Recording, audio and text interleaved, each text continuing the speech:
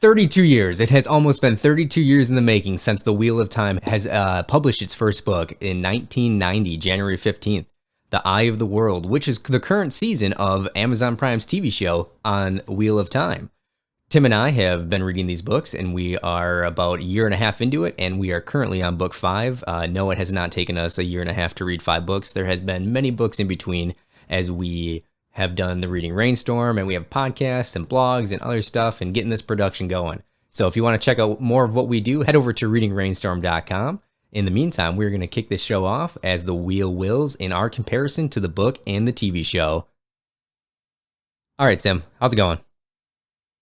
Oh, it's going dandy. So, Just for a recap, this episode started after the companions, I guess you want to call them. We'll go with companions. That's the best term for them. Left after the Trolloc attack, and it ended when? Because I watched them all 3 back to back. So yeah. So this one ended in Shadar Logoth, and with some sentiments between the companions. They just got in there, and they were told that the Trollocs can't enter this place as they are themselves afraid of entering. that's right. Yeah. So Now, go on. I have to say, Shadar Logoth is not what I pictured in my mind, but I don't know why I pictured what I pictured in my mind. So I like what they did better with the show than what I had pictured.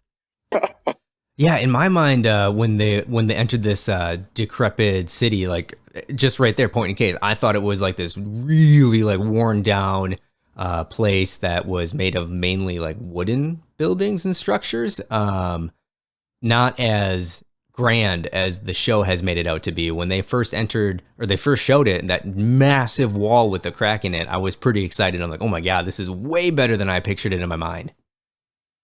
So I pictured kind of like the movie I Am Legend. Yeah. Okay. So I don't know why in my mind I'm reading it as like an decrepit New York or whatever it is, but that's absolutely what I pictured. So I really liked the more medieval feel of the big city, I guess, ruins. Sure. I was like, okay, they're entering Mordor right now. All right. Yeah, that's pretty accurate. Yeah, that's the feel it gave me. So, since we're on the topic of kind of how this show feels, to me, it almost seems like a horror movie.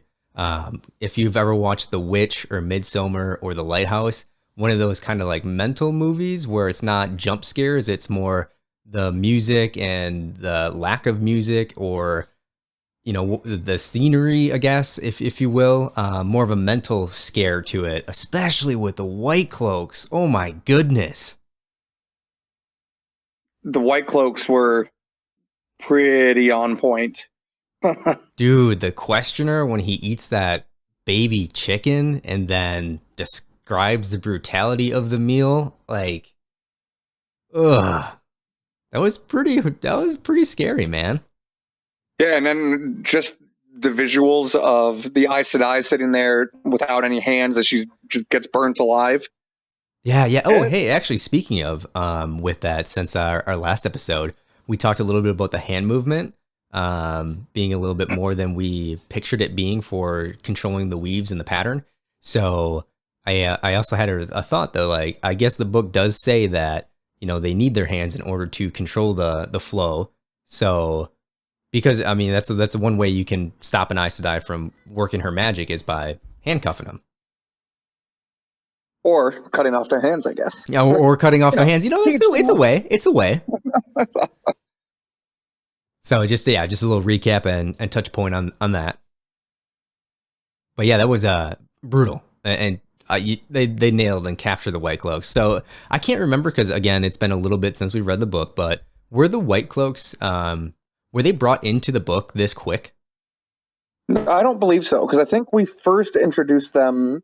We're first really introduced to the White Cloaks when Perrin was running away, and I think when they killed, or when Perrin killed the White Cloaks is really when we first were introduced to them.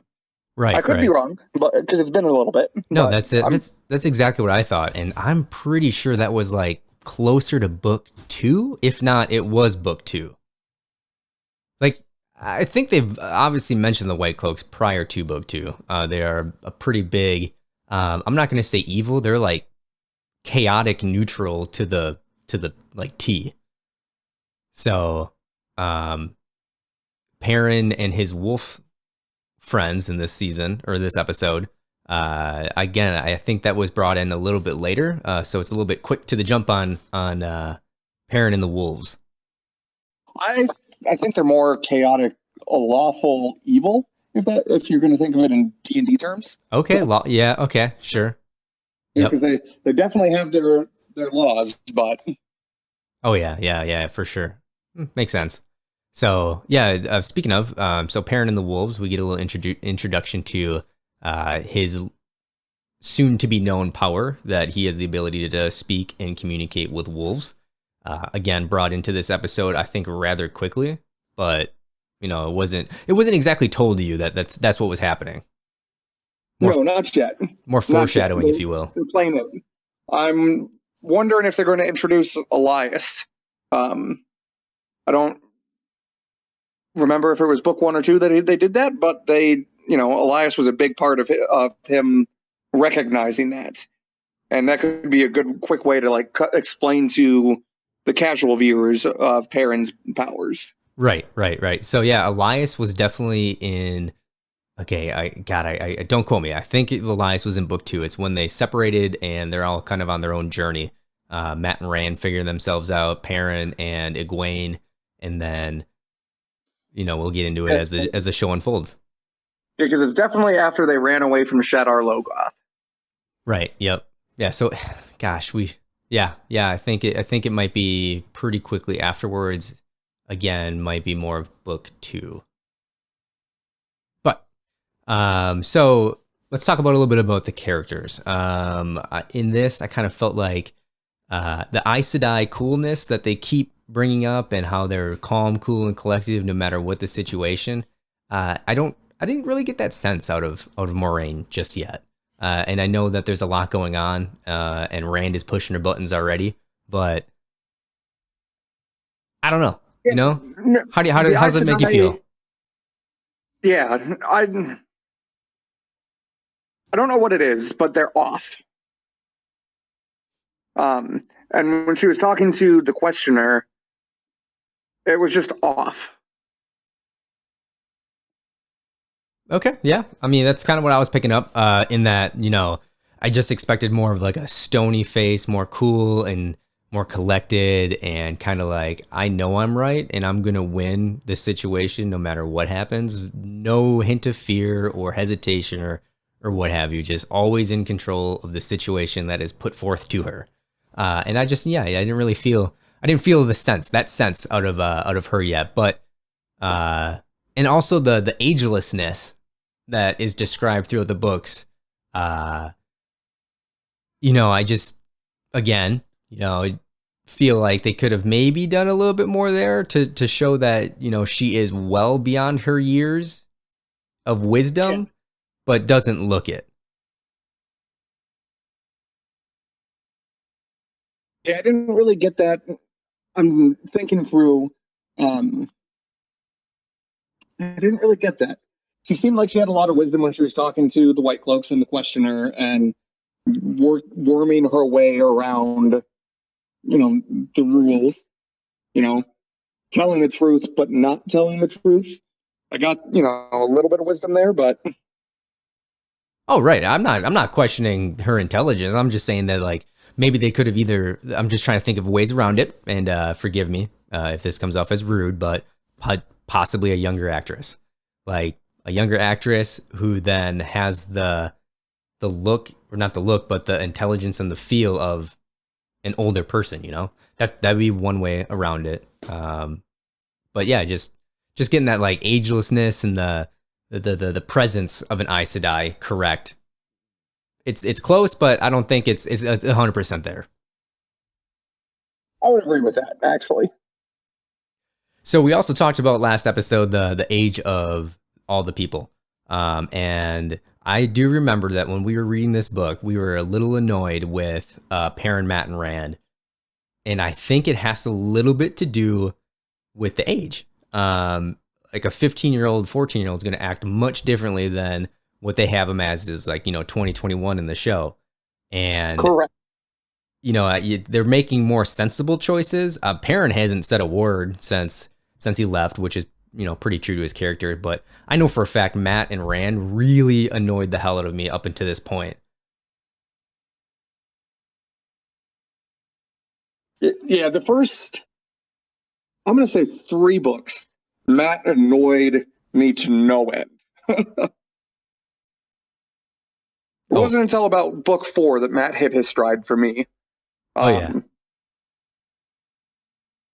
And Rand had his moments where he peaked. I'm like, all right. And then he shot down. I'm like, God, blessed Rand. Yeah, for sure. I mean, in Shadar Logoth here, this is where Matt really hits his the beginning of his plot and how the next couple of books in series next couple of books really unfold for him. This is where it all starts, is right here. And he just, I know for a fact I was yelling at him when he started going off and doing his own things. He just doesn't have that essence and about him in the show right now. Like, he's just about, kind of going against the grain and being mischievous and almost like a petty thief. But he's definitely not annoying me as much in the show as he did in the book. No. Speaking of annoying versus in the show versus the book, did the crossing the river annoy you? So I remember reading it in the book and like it all just kind of clicking, and then watching it on screen, Moraine just like annoyed the Jesus out of me, for lack of a better term. Yeah. Like, I don't know why it made sense in the book, but on show I'm just sitting there like, come on. I'm sorry. A little bit. For what? For when she sunk the ship? Yeah. Oh, I didn't. Honestly, I didn't. I thought that was pretty cool. Honestly, making that typhoon in the ship or in the river, and taking it down with. I thought it was great. Maybe it's just the acting on. I don't remember his name. The ferry master. Maybe it was just his acting that spoke to me. But I remember being very annoyed with Moraine. Okay, yeah. I mean, I just play into like them being great actors, to be honest. Yeah. I guess. I mean, I didn't really feel any which way on that. I just thought that was a really cool scene. Again, done well. I can't speak enough towards the cinematography on this.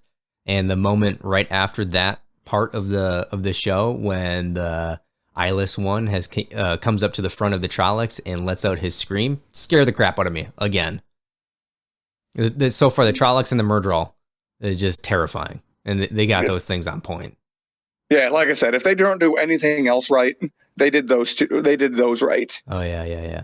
And then speaking of Murdral and whatnot, and the Dark Ones, Dark Friends, the dreams happened already. I think they start in Shadar Logoth, but I don't know if they had the conversation with Moraine that fast, saying like, oh, we all had the same dream, and now Moraine knows that we're all dreaming together, and she was able to warn them right away, which they saw the Dark One.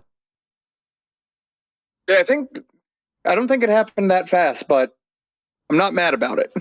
I'm not mad about it. Yeah.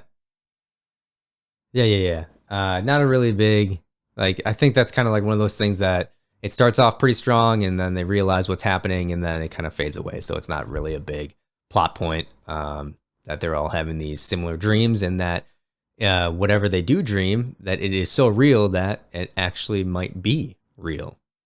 When Rand wakes up and sees that there's a bat on the ground, and then he has to ponder, well, did I actually vomit that bat? Now, refresh my memory. Was Nynaeve there for this part in the books, or did she come in later? She comes in just after Shadow Logoth, I believe. Okay. Um, I think it's close to the point when they split up, and after, I don't want to say anything just yet because episode 3 and 4 are out, and we can wait until then to talk about this stuff. But I think it's after. It might be in episode 3 or 4, but you've seen them both, so if if she's not there yet, then I don't know. Okay. Okay. Yeah, I couldn't remember where in the book she met back up with the companions. Yeah, it's somewhere in the first. It's somewhere close to this. It's somewhere close to this. What about? There's a couple characters that I'm questioning and refresh my memory. But Tom Maryland, like I thought He was there for the entirety of like he should be there right now. that's He fine. joined them with the flight out of Two Rivers. Okay, so yeah, that's what I thought because he's a pretty big part in the plot line for Randon and and Matt up until at least book 5. And he was with Matt and Rand after Shadar Logoth. Yeah. Because he was joining them on their side quests. Right. Right. Yeah. So I'm interested in how that he's going to be brought into the show, and I'm really interested to see. Tom's probably one my second favorite. If I had to go favorite characters, it's definitely Perrin followed by Tom. Yeah, mine's Matt and then Tom. I like Tom Maryland, and I just honestly I can't wait to see his many mustaches. And I every time in the book when he says he blows out his mustaches, I'm just like, what does that even mean?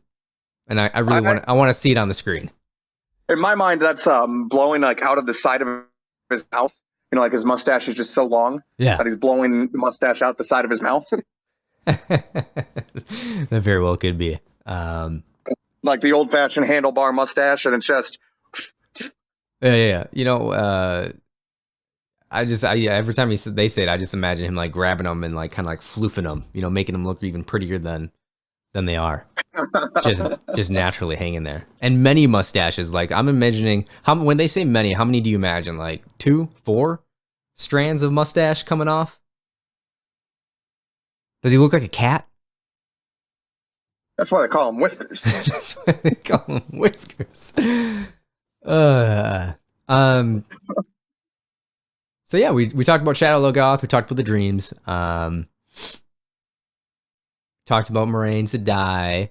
What else happened in this episode? Nynaeve, unlocks her gift and power. So they call her a Telviran in the beginning of this, and not necessarily. She's not a Telviran. She's just really strong in the power. So in the book it's 3 Telviran. In the show they call them 4, but Egwene was never known to be a Telviran in the book. Correct. So also, is that how you pronounce it? What, Telviran? Yeah. I think so, at least. So I know they've said it in the show, but in my mind I pronounce it differently, and then that's what I hear. Okay. Well, how do you pronounce it? Don't even worry about it. Yeah, sure.